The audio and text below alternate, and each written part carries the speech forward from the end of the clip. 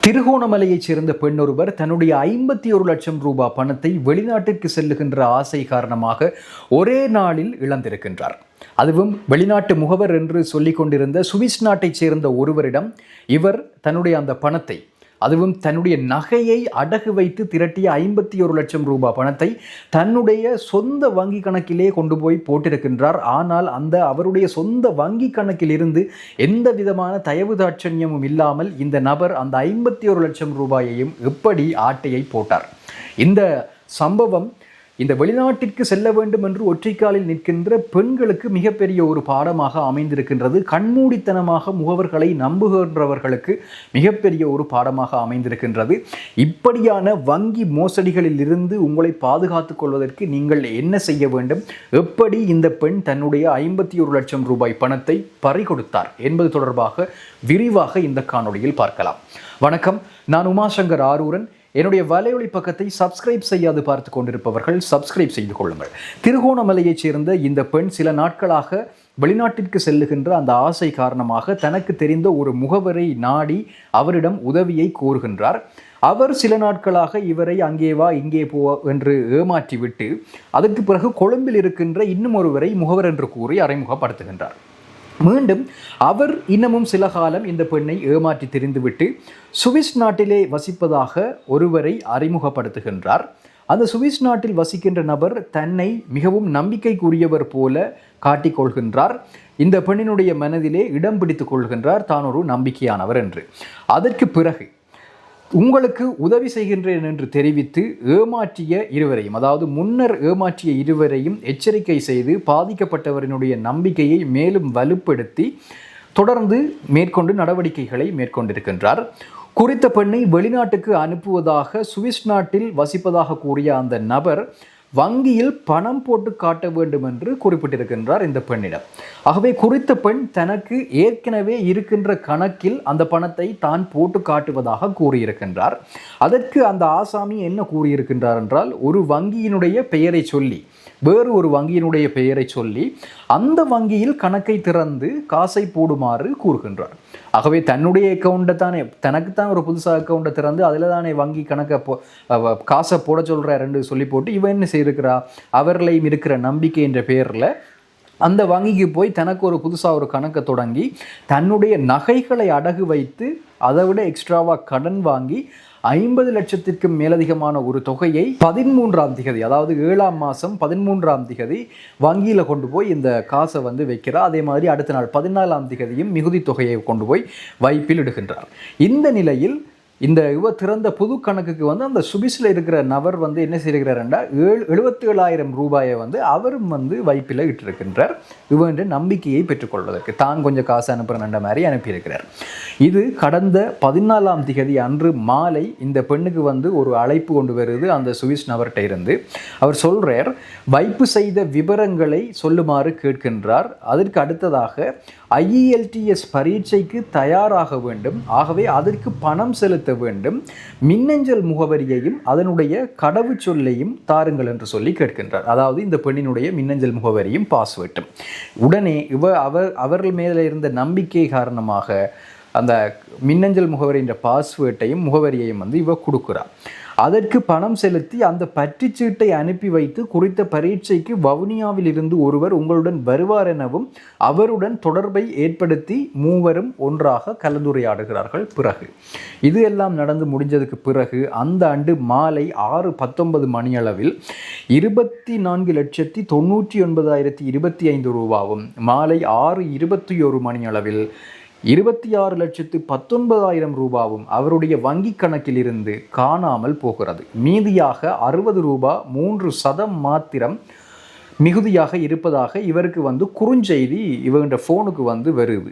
இதை பார்த்தோன்னா பதறி அடித்த அக்கா என்ன செய்கிறான்னு சொன்னால், அந்த வங்கியின் ஆப்புக்குள்ளே போகிறா. அதாவது ஃபோனில் இருக்கிற அந்த ஆப்பில் போகிறா. அந்த மொபைல் ஆப்பில் உள்ளுக்கு போகிறதுக்கு முயற்சிக்கிறா. ஆனால் அவருடைய கணக்கு முடக்கப்பட்டு போய் இருக்கிறது. அதுக்கு உள்ளுக்கு போக முடியவில்லை.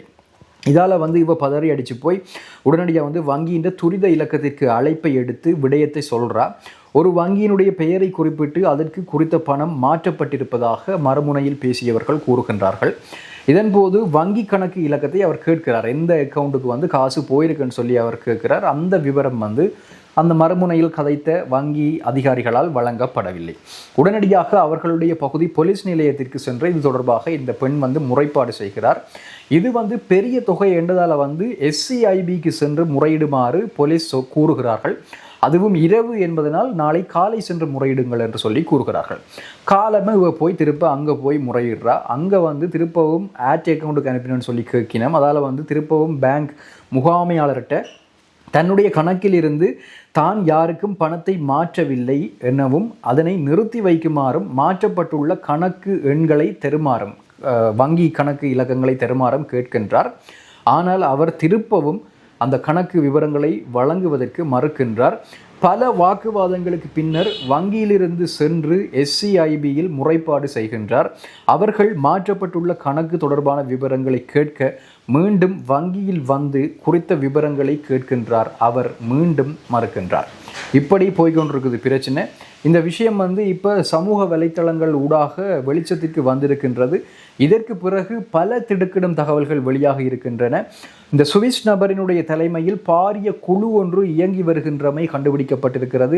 சுவிஸ் நபரினுடைய தலைமையில் திருகோணமலை பிரபல பாடசாலை அதிபரினுடைய மகன் யாழ்ப்பாணத்தைச் சேர்ந்த பெண் ஒருவரிடம் நேரடியாக சென்று வங்கியில் வைத்து தொலைபேசி மூலமாக 82 லட்சம் ரூபாய் மோசடி செய்தமை வெளியாகி இருக்கின்றது. யாழ்ப்பாண நீதிமன்றத்தில் அது தொடர்பான வழக்கு செல்கிறது. அதிபருடைய மகனான மோசடிக்காரன் வவுனியா திருகோணமலையைச் சேர்ந்த பெண்களினுடைய கணக்குகளுக்கு பணத்தை மாற்றியுள்ள விடயம் அம்பலமாகி இருக்கிறது. அதிபரின் மகன் பல வங்கி உயர் அதிகாரிகளுடன் இறுக்கமான நட்பை கொண்டிருக்கின்றமை தெரிய வந்திருக்கிறது.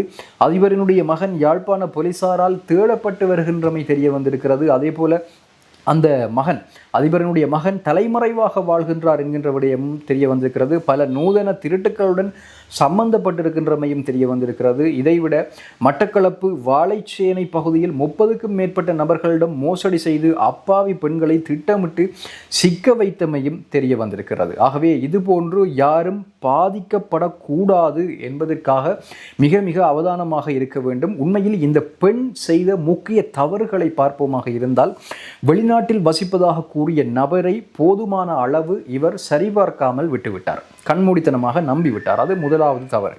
இரண்டாவது தவறு, வங்கி கணக்கில் பணம் போட்டு காட்ட வேண்டும் என்ற காரணத்தை தனிப்பட்ட முறையில் இவர் உறுதிப்படுத்த தவறிவிட்டார். மூன்றாவது தவறு, ஏற்கனவே இருந்த கணக்கில் பணம் போட முடியும் என்கின்ற நிலையில் அந்த கணக்கில் பணத்தை போடாமல் அந்த நபர் கூறியமைக்கு இணங்க வேறு வங்கியில் கணக்கை திறந்தது.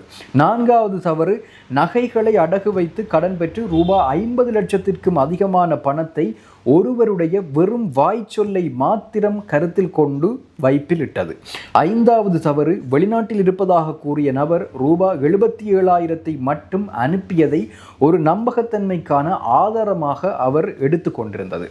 ஆறாவது தவறு, மிக முக்கியமாக மின்னஞ்சல் முகவரி மற்றும் பாஸ்வேர்டை மற்றொருவரிடம் வழங்கியது. இது மிக மிக பெரிய பாதுகாப்பு தவறு. ஏழாவது தவறு, IELTS பரீட்சை தொடர்பான தகவல்களையும் கட்டணத்தையும் அதிகாரப்பூர்வ இணையதளம் அல்லது நிறுவனத்திடம் நேரடியாக சரிபார்க்காமல் அந்த நபரினுடைய வெறும் வார்த்தை அறிவுறுத்தலை பின்பற்றியது. எட்டாவது தவறு, பணம் செலுத்திய பின்னர் கிடைத்த ரிசிப்டை அனுப்பியதன் மூலம் மோசடியாளர்களுக்கு கூடுதல் தகவல்களை இவர் வழங்கியிருக்கிறார். அடுத்த 9வது தவறு, வங்கியினுடைய ஆப் அது முடக்கப்பட்ட பிறகுதான் இவருக்கு பிரச்சனை புரிந்திருக்கிறது. அசாதாரணமான செயல்பாடு ஆரம்பித்த உடனேயே வங்கியை நேரடியாக தொடர்பு கொண்டிருக்க வேண்டும். அப்படி அவர் நேரடியாக தொடர்பு கொள்ளாததும் ஒரு மிகப்பெரிய தவறாக இருக்கின்றது.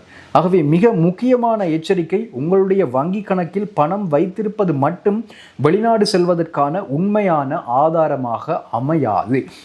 ஆகவே யாராவது முதலில் உங்கள் கணக்கில் இவ்வளவு பணம் இருக்க வேண்டும், இந்த வங்கியில் தான் கணக்கு திறக்க வேண்டும், நகைகளை அடகு வைத்து பணத்தை போடுங்கள், உங்கள் இமெயில் அல்லது பாஸ்வேர்டை தாருங்கள், OTPயை சொல்லுங்கள், இது போன்ற வார்த்தைகளை கூறினால் இது மோசடிக்கான மிகப்பெரிய சிவப்பு எச்சரிக்கை என்பது உங்களுக்கு உடனடியாக தெரிய வர வேண்டும். ஆகவே இப்படியான மோசடிகளில் இருந்து நீங்கள் தப்பிப்பதற்கு செய்ய வேண்டிய முக்கியமான விடயங்கள், bank password, email password, OTP, பின், CVV, ATM தகவல்கள் எதனையுமே யாரிடமும் கொடுக்காதீர்கள். இரண்டாவது, வெளிநாட்டு வேலை, விசா, கல்வி வாய்ப்பு தொடர்பாக நபர்கள் கூறுகின்ற தகவல்களை அதிகாரப்பூர்வ நிறுவனத்தின் தொடர்பு இலக்கத்தின் ஊடாக தனியாக சரிபார்க்க வேண்டும். முடிந்தால் நிறுவனங்களிடம் நேரே சென்று உறுதிப்படுத்திக் கொள்ளுங்கள். அடுத்த விடயம், ஒருவர் கூறியதற்காக மாத்திரம் புதிய வங்கி கணக்கினை திறக்க வேண்டாம். அடுத்தது, வெளிநாடு செல்ல வேண்டும் என்பதற்காக கடன் வாங்கி அல்லது நகைகளை அடகு வைத்து பெரிய தொகைகளை வங்கியில் போடுவதற்கு முன் அந்த தேவையின் சட்டபூர்வ தன்மையை நீங்கள் உறுதிப்படுத்திக் கொள்ள வேண்டும். அடுத்தது, இப்போதே பணம் போட வேண்டும், ரகசியமாக வைத்து கொள்ள வேண்டும், என்னை மட்டும் நம்புங்கள் போன்ற அழுத்தங்கள் உங்களுக்கு வழங்கப்படுமாக இருந்தால் பண பரிவர்த்தனையை உடனடியாக நீங்கள் நிறுத்துங்கள். அடுத்தது, IELTS போன்ற பரீட்சைகளுக்கு பணம் செலுத்தும் போது அதிகாரப்பூர்வ இணையதளம் அல்லது அலுவலகம் மூலமாக மட்டுமே கட்டணம் செலுத்த வேண்டும். ஒருவரை நம்பினாலும் இமெயில் பாஸ்வேர்டை அவரிடம் ஒருபோதும் நீங்கள் பகிரக்கூடாது. வங்கி ஆப்பில் சந்தேகத்திற்கிடமான ஆக்டிவிட்டி உங்களுக்கு தெரியுதுன்னு சொல்லி சொன்னால் உடனடியாக வங்கியினுடைய அதிகாரப்பூர்வ ஹொட்லைனை தொடர்பு கொண்டு கணக்கை தற்காலிகமாக மூட சொல்ல வேண்டும். பெரிய தொகை பரிமாற்றத்திற்கு முன் குடும்பத்தினர் அல்லது நம்பகமான சட்ட அல்லது வங்கி ஆலோசகரிடம் இரண்டாவது கருத்தை பெறுவது மிக முக்கியமான பாதுகாப்பு நடவடிக்கையாக இருக்கும்.